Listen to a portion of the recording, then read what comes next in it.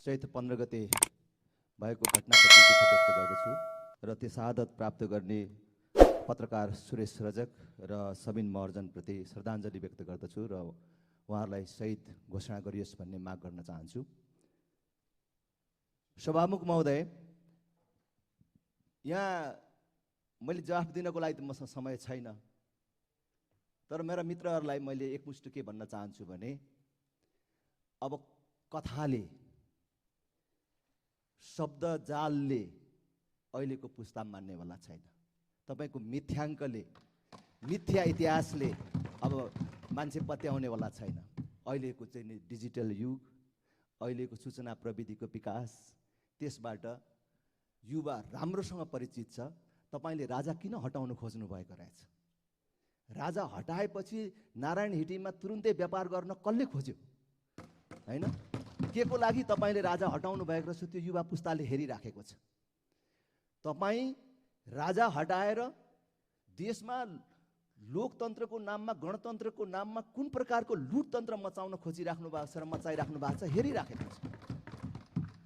तपाईको त्यो कृति कुराले अब यो पुस्ता मान्दैन, युवा पुस्ता मान्दैन, म भन्दाको पछिल्लो पुस्ता अब मान्दैन।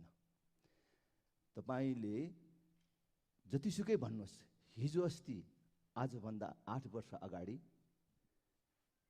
देशको राष्ट्रिय ऋण 6 खरबमा थियो, आज 27 खरब पुग्यो। हामी हाम्रो जीवनकै र हाम्रो युगकै सबभन्दा बेसी कर तिरिराखेका छौँ यो दशक, र त्यसमध्ये कति विकासमा गयो त्यो पैसा र कति तपाईको पेट भर्नमा गयो भन्ने कुरा जनताले हेरिराखेको छ। तपाईले गणतन्त्रको नाममा आकाशमा उडाउन नमिल्ने प्लेन किनेर खानुभएको कमिसन, तपाईले प्लेन बसाउन नमिल्ने एयरपोर्ट बनाएको कुरा राम्ररी हेरेको छ। त्यसकारण तपाईले जतिसुकै शब्दको आवरण दिए पनि अब नेपाली जनता र युवा पुस्ता मान्नेवाला छैन। तपाईले नेपाली युवालाई भुटानी शरणार्थी बनाएर बेचेर आफ्नो व्यापार चलाउन खोजेको कुरा हेरिराखेको छ। तपाईले जबसम्म आफ्नो व्यवहारमा सुधार गर्नुहुन्न नि, तपाईको गणतन्त्रको विरोध चलिराख्छ मात्र होइन, जनताले उल्टाउँछन्। तपाई इतिहासको कुरा गर्नुहुन्छ, इतिहास पढ्नु भएको छैन? बेलायतमा राजा निरङ्कुश भए भनेरै चार्ल्स प्रथमलाई काटेरै मारियो नि, फाँसीमै चढाइयो नि। तर गणतन्त्रवादीहरूको, तपाईहरूको अहिलेको जस्तै व्यवहार त्यहाँ भएपछि जनताले 12 वर्ष नपुग्दै 11 वर्षभित्रैमै विदेशमा बसेको राजाको छोरालाई खोजेर ल्याएर चार्ल्स द्वितीयलाई राजगद्दीमा बसाए। मात्र होइन नि, गणतन्त्रको नायक हुँ भन्ने क्रमवेललाई त्यसबेला मरिसकेका थिए, 1658 मै मरिसकेका थिए। 1660 मा जनताले च्यानबाट खोतलेर निकालेर उसको अस्थि पञ्जरलाई फाँसीमा चढाए। त्यसकारणले जनताले चाह्यो भने यो गणतन्त्र जान्छ।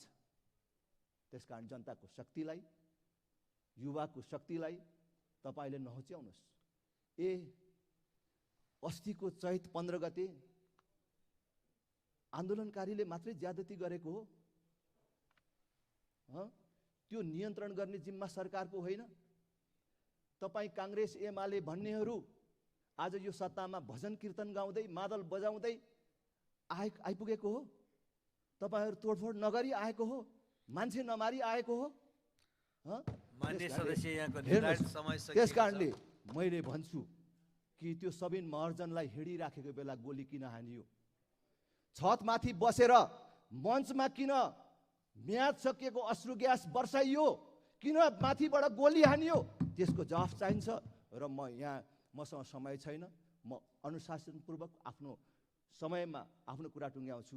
म त्यस विषयमा सरकारको र सबै विश्व समुदायको, मानव अधिकार जगतको म ध्यान आकर्षण गर्न चाहन्छु कि न्यायिक छानबिन आयोग गठन होस् र दोषीहरूलाई कारवाही होस्। धेरै धेरै धन्यवाद।